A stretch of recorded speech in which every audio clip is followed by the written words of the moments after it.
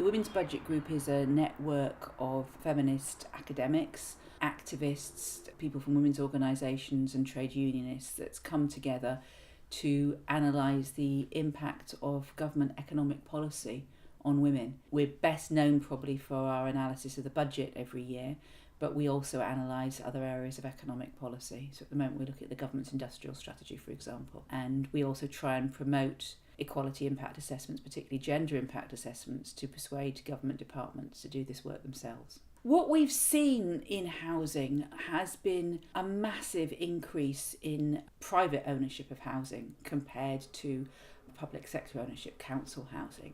And a big driver for that has been the liberalisation of financial regulations of the banking industry, which meant that whereas previously only building societies could lend money for mortgages, now it's much more widespread, and it's been an attractive area for banks to invest in, because if the loan goes wrong, if somebody can't pay the mortgage, they're left with an asset, a property that they can sell, and particularly with a rising housing market, that's seen as a good risk, compared to if you invest in a business and the business fails, you may not be left with very much in terms of assets that you can recoup. And what that's led to is a huge increase, a huge flow of money into the private housing sector, and an increase in house prices. As more people are able to afford mortgages, the demand for private accommodations increased, house prices go up.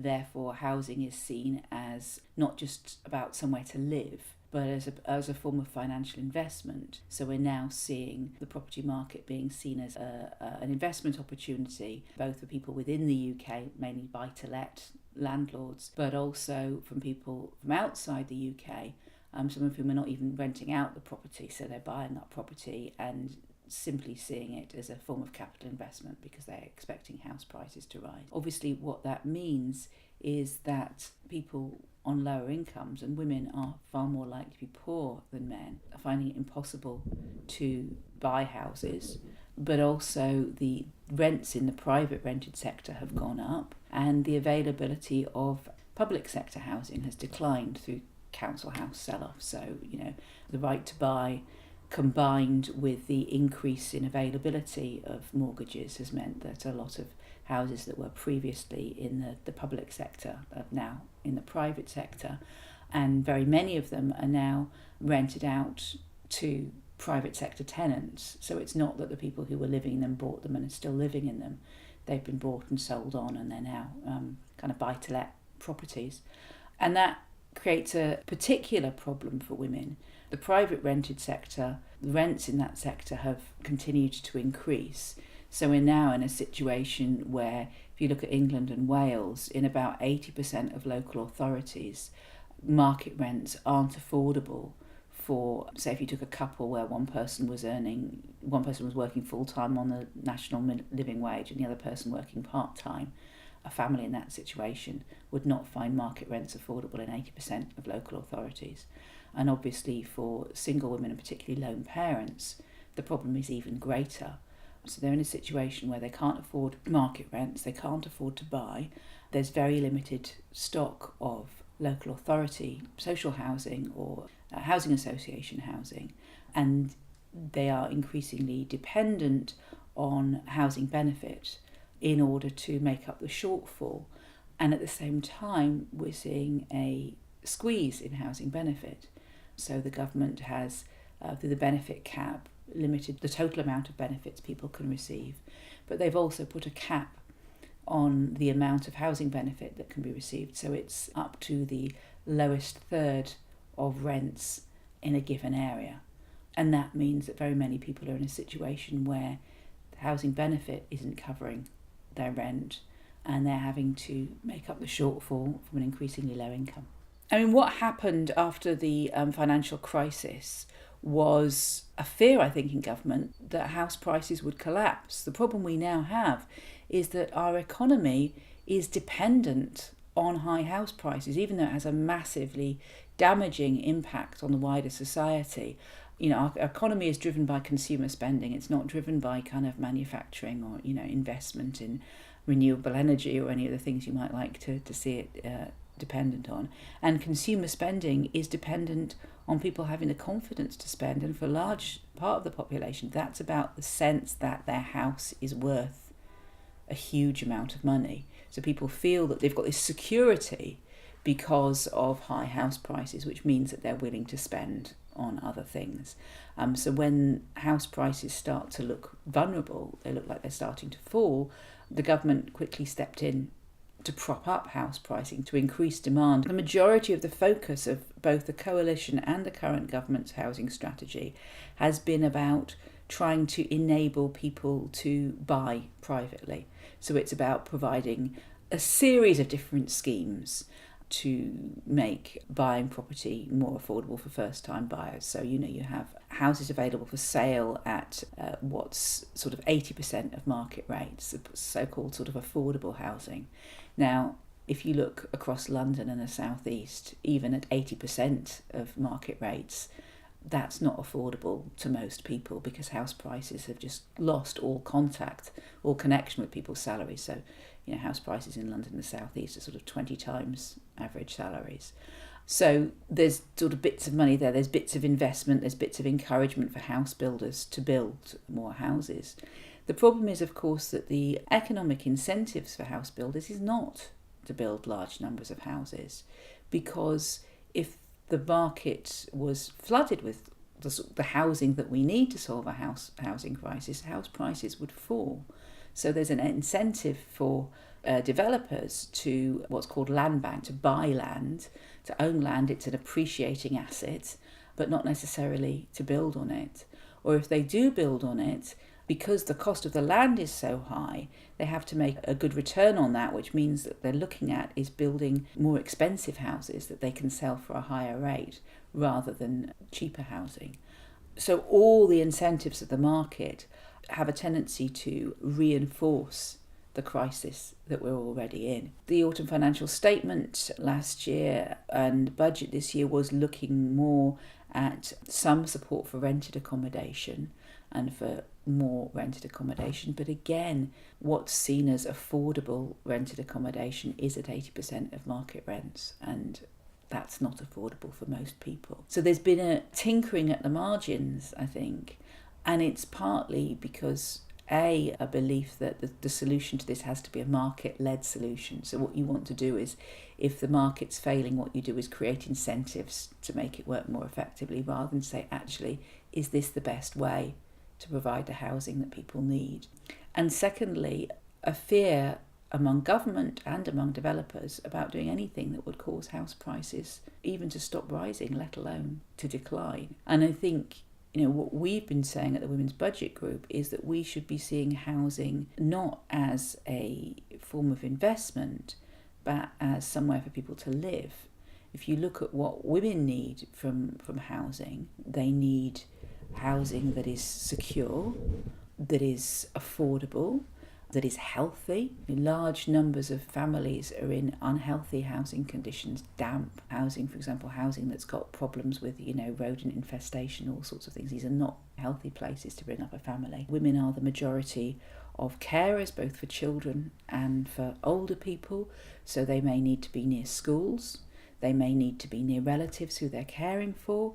They need to be near support networks. If you look at women, particularly lone parents, who are trying to enter or stay in the labour market, they are heavily dependent on support networks of other people, friends and family, to help out if children are sick, if childcare falls through, if there's a problem with the nursery. There's all sorts of reasons why it's very, very difficult to manage on your own. And the private sector hasn't provided that.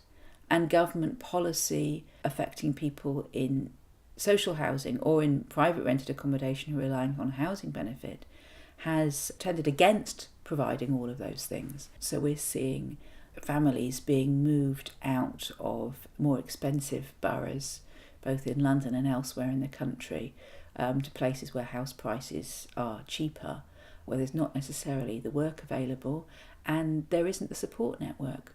So women who might have been able to work, say a lone parent who was able to work part-time with some support from her mum or her sister or friends around the corner, who's suddenly forced to leave London and move somewhere else, no longer has that support network in place.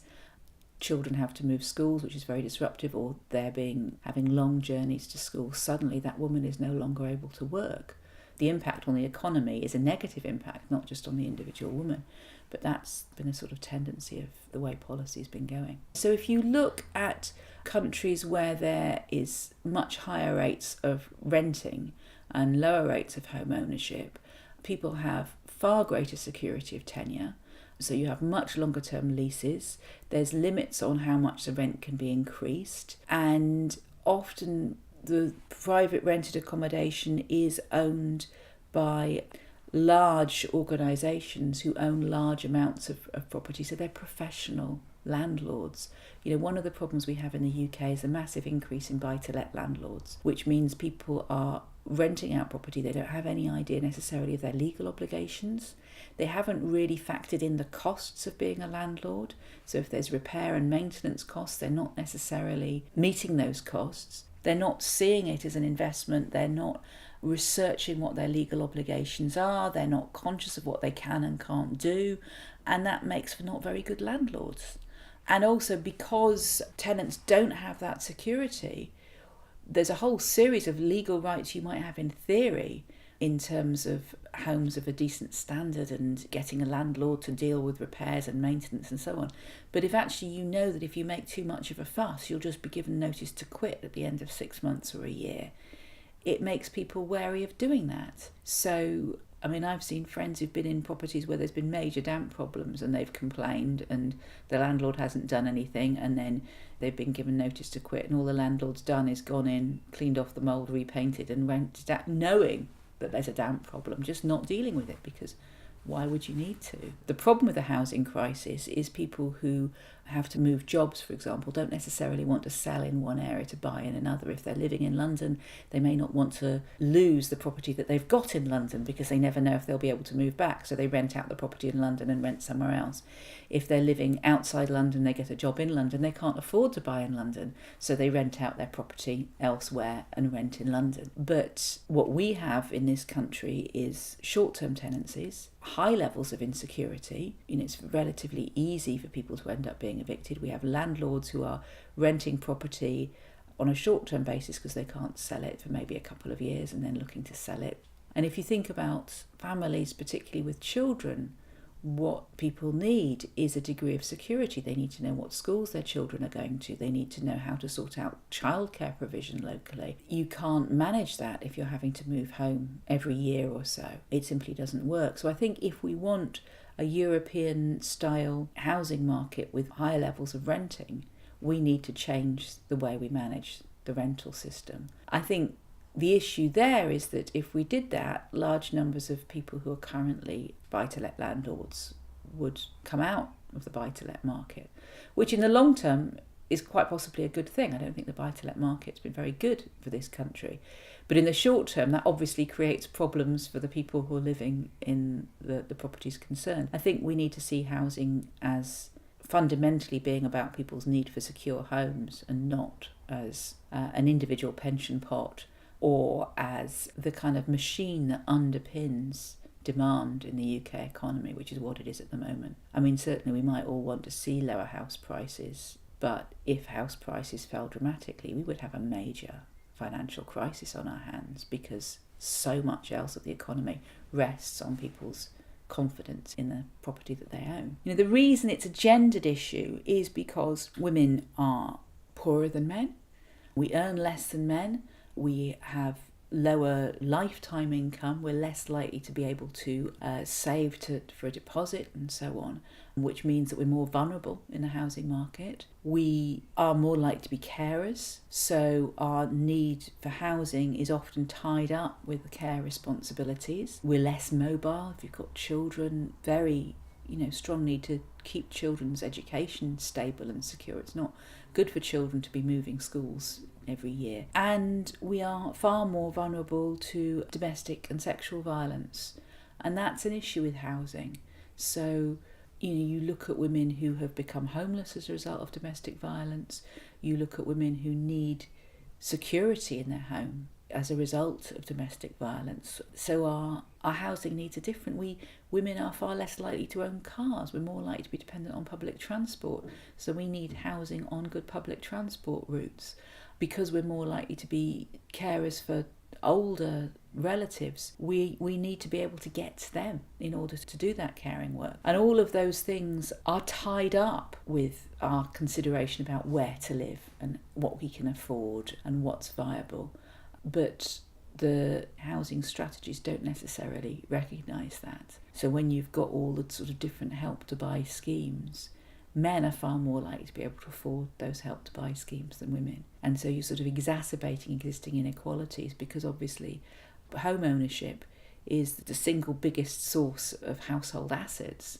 So if you're not able to get on the housing ladder in the first place, what can be a relatively small difference in income when you start off in terms of someone who can afford a house and someone who can't, give it 20 years down the line, and in terms of assets, it's a huge difference because of the increase in house prices. It exacerbates existing inequalities. I think we need to recognise that actually the private rented sector, in the way it's set up at the moment, does not meet people's needs. I mean, there is a place for the private rented sector.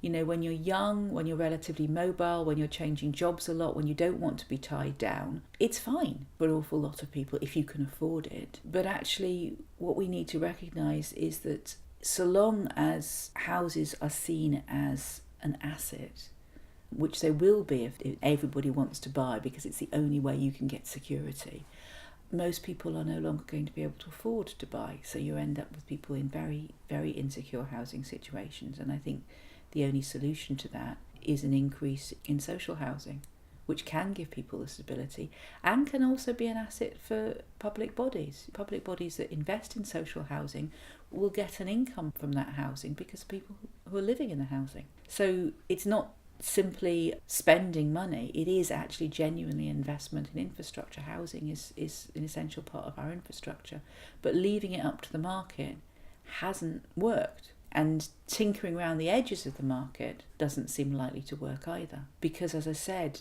the incentives for developers are not necessarily to build the sort of housing that we need in order to solve the housing crisis. The money from Right to Buy doesn't necessarily go to councils, but then there's councils are also supposed to be selling off their more expensive properties in order to invest in more social housing. But the levels of investment that they're going to get from that, I don't think are sufficient to actually solve the housing crisis. I mean, it's interesting, there's local authorities who are experimenting with different sorts of models of creating companies that can hold the social housing, that in some way can protect it against Right to Buy. The problem with Right to Buy is that, it's seen as a way of enabling people who wouldn't otherwise be able to afford to buy a house.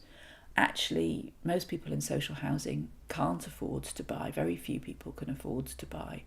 Those, there's always a danger of people coming in from the outside to offer money to support a right to buy and then inducements to leave. So people are getting a relatively small cash sum for exercising their right to buy and then selling on quite quickly. But then they're out of social housing, they're in private rented accommodation. It's, in the long term, it's probably not a good idea. Although you can see how it'd be attractive in the short term. But if you look at what's happened to housing that's been sold off, so much of it is now privately rented out. So it's not people living in the homes, their council home that they'd always lived in and now buying it. It's back to private buy-to-let landlords. And that causes major problems. I mean, I think we need to fundamentally rethink the way Right to Buy works and actually think if what we're trying to do is provide safe, secure, affordable homes for people, what's the best way to do that? And the market hasn't proved to be the best way.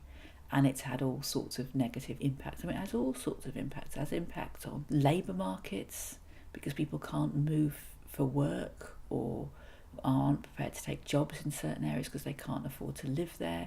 It has impacts on people's health and well-being because people are commuting ridiculously long distances in order to be able to live somewhere affordable and then get work. And then it has exacerbating inequalities over generations. So young people whose parents own property and don't need social care and leave them that property so they can suddenly find themselves with large amounts of money, large amounts of capital to buy, and other people can't. So the differences, social divisions become bigger and bigger as house prices go higher and higher, and the amount of money that somebody can stand to inherit. And so then you get patterns of inequality becoming more and more entrenched over the generations. It becomes harder for people to improve their economic situation.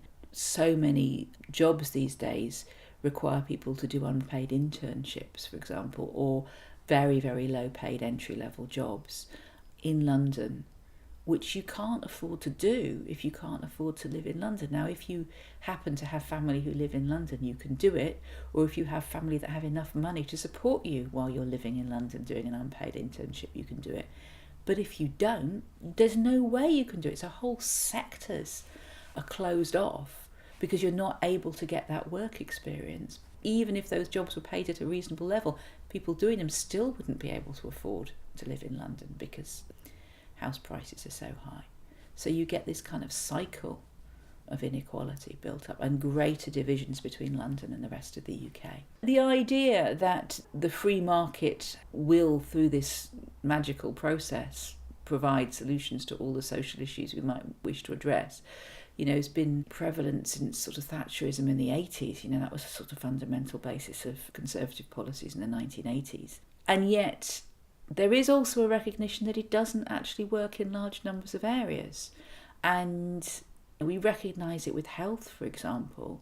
I think very few people, apart from a few free market fundamentalists and people working in the health insurance industry, would want us to move to an American-style health system, which costs twice as much as our NHS does and has far worse outcomes in terms of health. I think partly it's a response to the fact that there is a wariness, an understandable wariness, that having everything purely centrally planned with no market mechanisms doesn't actually meet people's needs. You have to have an understanding of what people need and want. And I don't think there's no place for private ownership of housing or private rented accommodation. I just think that the balance is fundamentally wrong and that we need more social housing to redress that balance. The only way to give people the sort of security that they need is either to fundamentally change private rented accommodation in a way that would mean it would be only attractive to people who are looking for much longer term, lower rates of return over a longer period, or increase social housing. But I think the market fundamentalism that then leads to people kind of tinkering around the margins creates all sorts of problems. The government is very exercised by high levels of social security benefits and the cost of social security benefits. Now, as we know, the biggest sort of call on the social security budget is pensions. But after that, people talk about rising costs of housing benefit, rising costs of tax credits, and so on. But there is a reason why housing benefit and tax credit costs are going up, and they are house prices are too high and wages aren't high enough for people to live on.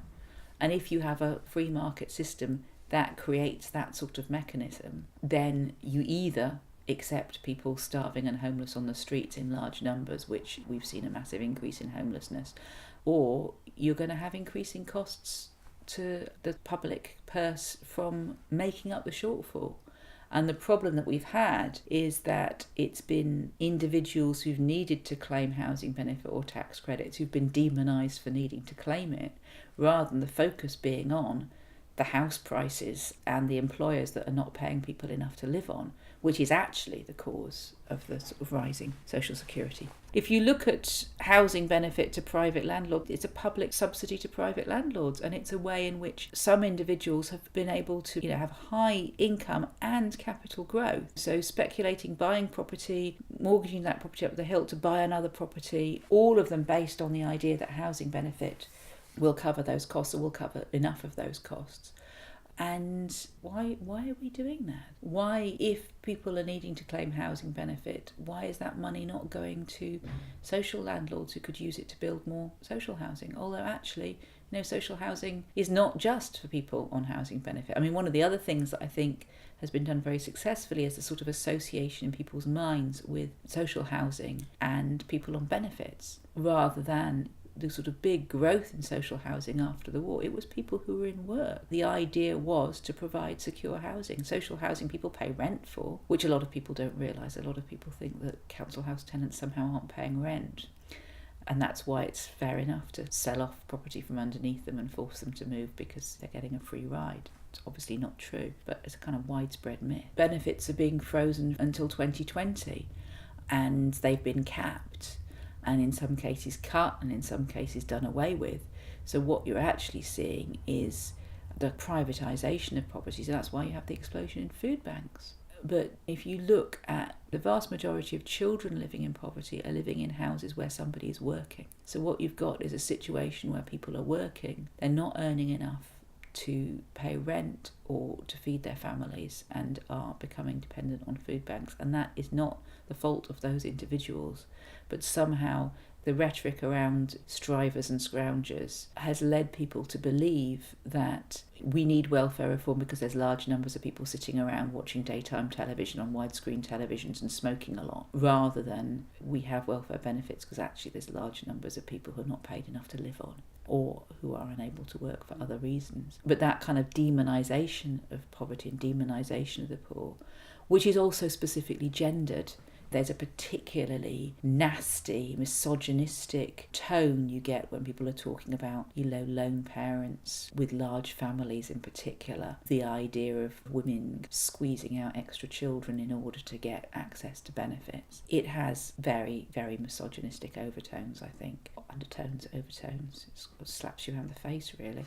But what that does is when there's any public discussion about cuts and changes to welfare benefits, it's very difficult to get large numbers of people to understand what's actually happening and who's being affected, because in their heads they're thinking this is about those scroungers, this is about those slappers with 5 kids by 5 different men. That's the sort of attitude. So it's not seen as this is something that actually affects my community, this is something that affects people I know, this is something that could affect me. There's the myth of the 3 or 4 families who've never worked, and I think it was Roundtree that did some work on that. There's been several researchers who've tried really hard to find these families. And people talk about council estates where there's 4 generations of families who've never worked. Nobody can find them. It's not true. The reality for most people who claim out of work benefits is that it's a pattern of moving between in and out of work benefits. And it's about insecure jobs. It's about whole industries disappearing that people relied on, and the jobs that take their place, people not having the skills for and not being able to access training for. It's about disability and illness and ill health. And that correlates to poverty, that there's a strong correlation between health and poverty. Most of us are one accident, one relationship breakdown, one seriously disabled child, one job loss away from depending on the welfare state. That's what it's there for, because actually most of us are that close to that most of the time.